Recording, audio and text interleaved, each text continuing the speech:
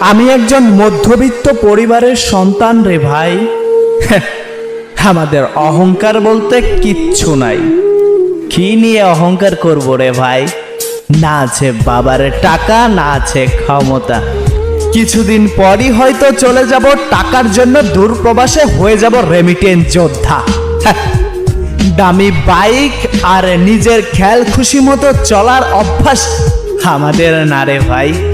আমাদের ইনকাম করে নিজে চলতে হয়। তুমি শুনেছ না, দিন আনে দিন খাই।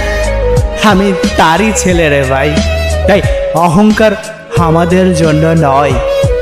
তাই তো বাস্তবতা রয়েছে আমার রক্তের প্রতিটা শিরায় শিরায়।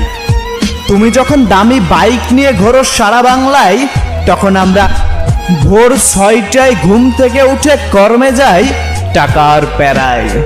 তাই তোমার সাথে আমার তুলনা চলবে না রে ভাই। এই কথাগুলোর মূল্য শুধুমাত্র মধ্যবিত্ত পরিবারের সন্তানরাই বুঝবে রে ভাই।